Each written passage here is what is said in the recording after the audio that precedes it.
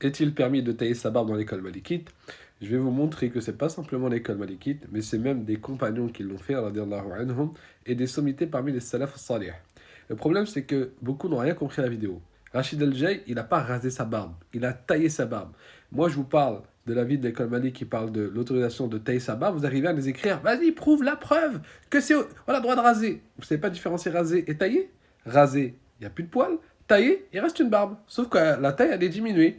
Donc, je choisis ce commentaire parce que lui, au moins, il a compris qu'on parlait de tailler. Premièrement, bien sûr, l'imam Malik rapporte lui-même le hadith dans le Muwatta que le prophète alayhi salatu wassalam, a ordonné de laisser pousser sa barbe et de tailler les moustaches. Du coup, de ce hadith, bien sûr, les savants malikites ont compris qu'il était interdit de la raser parce que le prophète alayhi salatu wassalam ne nous aurait pas demandé de la laisser pousser sinon. Maintenant, l'ordre du prophète alayhi salatu wassalam, est-ce que on doit comprendre qu'avoir une barbe, que la laisser c'est obligatoire, ou on doit comprendre qu'il est aussi interdit de la tailler et donc on doit la laisser pousser comme elle est? Alors premièrement, le prophète alayhi salatu wassalam nous a pas dit de ne pas tailler, il nous a juste dit de laisser la barbe. Et c'est ce que de nombreux compagnons qui ont accompagné le prophète alayhi salatu wassalam, c'est comme ça qu'ils ont compris sa parole. La preuve, c'est que eux-mêmes taillaient leur barbe. Dans le Musannaf de Ibn Abi Shayba, il est rapporté que le compagnon Abu Hurayra radiallahu anhu taillait de ce qui dépassait de sa poignée. Est-ce qu'il a un hadith du prophète alayhi salatu wassalam qui lui dit taille ce qui dépasse de ta poignée? Non. C'est qu'ils ont compris qu'il n'était pas voulu par l'ordre du prophète alayhi salatu wassalam d'avoir une barbe sans fin, mais d'avoir une barbe tout simplement. Et Abu Huraira ne le faisait pas à une occasion bien précise, comme par exemple Ibn Omar, qui le faisait lorsqu'il faisait le Hajj ou la Umrah. Mais il le faisait de manière générale. Carrément, on a le compagnon Ibn Omar qui pas simplement se taille lui-même la barbe, mais ordonne à une personne qui passe de se tailler la barbe. Il a ordonné, il lui a imposé de se tailler la barbe. Et toujours dans le Musannaf d'Ibn Abi Shayba, il nous est rapporté de manière générale par le Hassan al-Basri que les compagnons, de manière générale, se taillaient la barbe.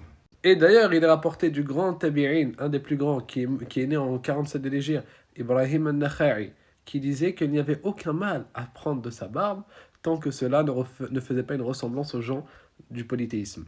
Et parmi les paroles du prophète, allant dans le sens qu'il faut avoir une barbe, mais pas une barbe ébouriffée, etc., c'est l'homme qui est rentré dans la mosquée du prophète, avec des cheveux et une barbe ébouriffée, et le prophète, il lui a ordonné d'aller changer cela, de venir avec une belle coupe et une belle barbe. Et le prophète a comparé une personne qui vient avec ce genre des cheveux et des barbes ébouriffées comme un shaitan. C'est un diable carrément. Et ceux qui diront, oui mais le hadith que tu cites, il est mursal. Ben, sache que le hadith mursal pour les salaf salih, pour un grand nombre parmi eux, il est authentique. Pour l'imam Malik, pour l'imam Abu Hanifa, pour l'imam Ahmed selon la riwaya la plus authentique. C'est pour ça que si tu reviens au livre de référence dans l'école malikite, tu prends Hashiatul Adawi, tu vas lire que ce qui est interdit chez les malikites, c'est de tailler au point où ça arrive à une mutilation. En gros, que tu tailles tellement qu'en réalité tu n'as plus de barbe. Mais ce qu'on a vu dans la vidéo, ce que le frère a, c'est une barbe qui est conforme à l'école, bien sûr, malikite.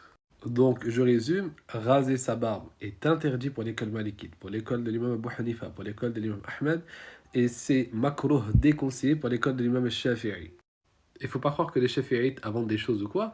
Ils ont aussi leur istidlal, ils connaissent ces textes-là dont on a parlé, et eux utilisent d'autres textes. Par exemple, le fait que dans Sahih Muslim, il est rapporté que le prophète salam, a cité des choses qui sont de l'ordre de la fitra, et parmi ces choses-là, il a cité le fait de laisser pousser sa barbe, à côté de différentes choses qui sont de l'ordre de la sunna et pas de l'obligation.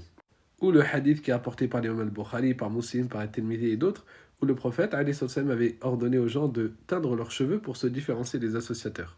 Et Al-Hafid ibn Hajar et d'autres ont rapporté que unanimement les compagnons n'ont pas compris de ce hadith qu'il fallait obligatoirement. La preuve c'est que certains d'entre eux ont teint leurs cheveux, d'autres ne l'ont pas fait. Et ils te disent que si le prophète il a ordonné de laisser pousser la barbe pour se différencier des gens du feu, des gens qui adoraient le feu ou des associateurs, et que là il nous donne un autre ordre pour la même raison, c'est qu'ils ont le même jugement. Et donc comme pour les compagnons, ce n'était pas obligatoire de se teindre des cheveux pour se différencier, bah laisser pousser sa barbe, c'est pas obligatoire aussi pour se différencier. Et certains disent même, regardez, le prophète Ali Sassami nous a cité la illa, la cause pour laquelle on doit faire ça. Pourquoi on doit laisser pousser nos barbes? Pour se différencier. Si on arrive dans un temps où même les adorateurs du feu ou les associateurs n'ont plus une apparence bien précise, donc comment on peut se différencier d'eux? Et donc si ça saute la cause, bah, l'ordre n'est plus valable. Bon bref, voilà, vous avez à peu près l'avis des 4 écoles sur le sujet, et j'ai éclairci l'avis des Malikites, et je vous ai défendu un peu l'école Shafi'ite.